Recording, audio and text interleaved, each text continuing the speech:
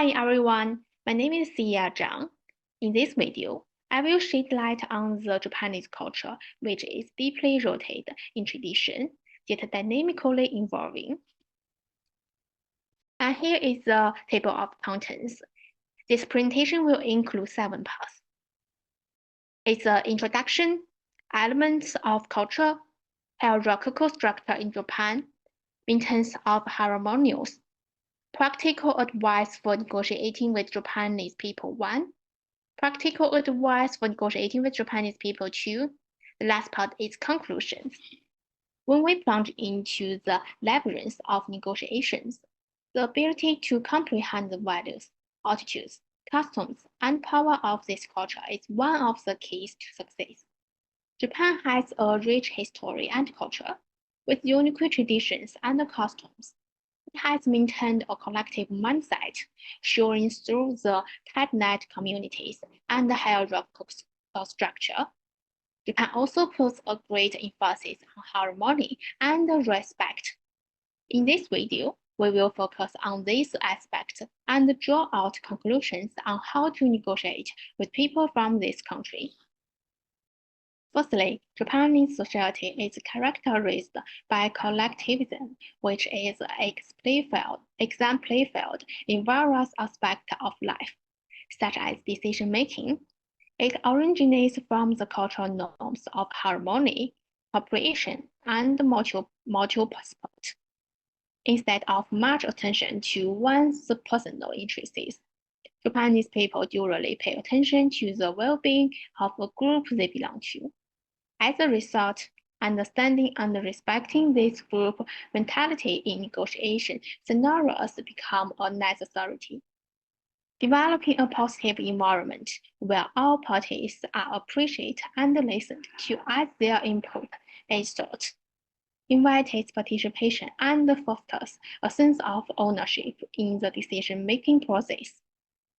Adhering to the consensus-based solution not only aligns itself with Japanese culture, but also improves the probability of reaching an amicable outcome that both parties feel comfortable with. Applying this principle as a guide in negotiation collectively strengthens the bond and allows individuals to have an edge in endeavors with their Japanese counterparts.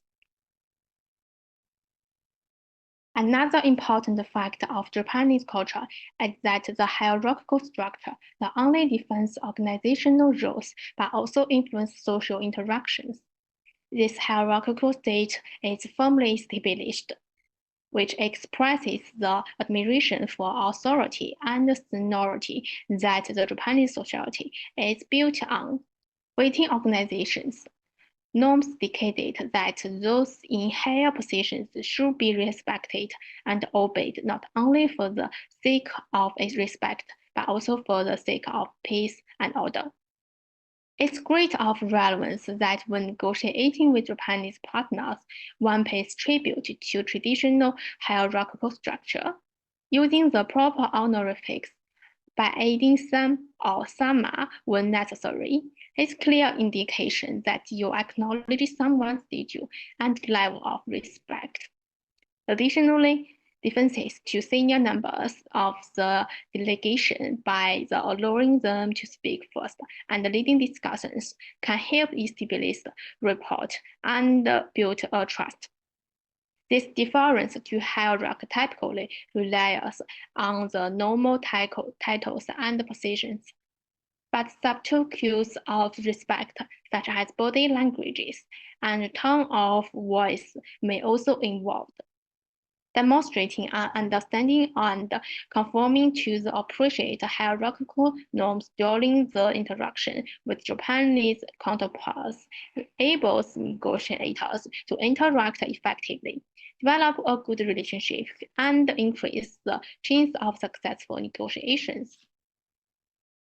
Also, since the maintenance of harmonious relationships is also placed above individual assertiveness, direct confrontation is viewed as disruptive to social cohesion.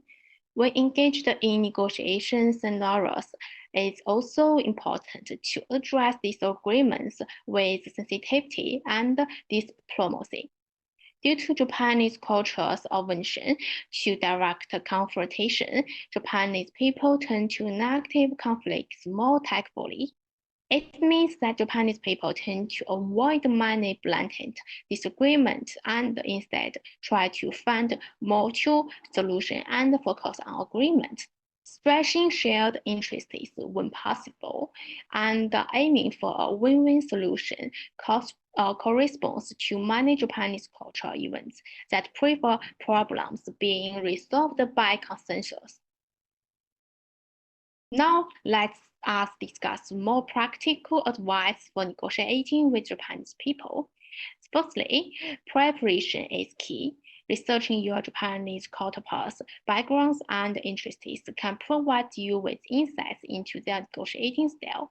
Understanding their company hierarchies, decision-making procedures, and culture will help you better address them and give your negotiation strategy more efficiency. Secondly, when communicating with Japanese party, it's crucial to have a clear and transparent conversation. One can avoid using vague words, phrases, and all indirect expressions, which may reveal ambiguity or uncertainty that might cause misinterruption. At the same time, one should take care of listening attentively to the other person and using nonverbal clues, such as nodding and eye contact, that indicate that you respect the other person and you understand what they are saying. Finally, the key is to be flexible and adapt to the particular cultural norms and the preference of your Japanese counterparts in your negotiation strategy.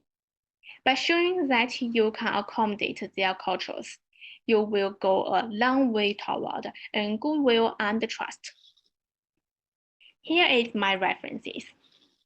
And thanks for your listening. Bye bye.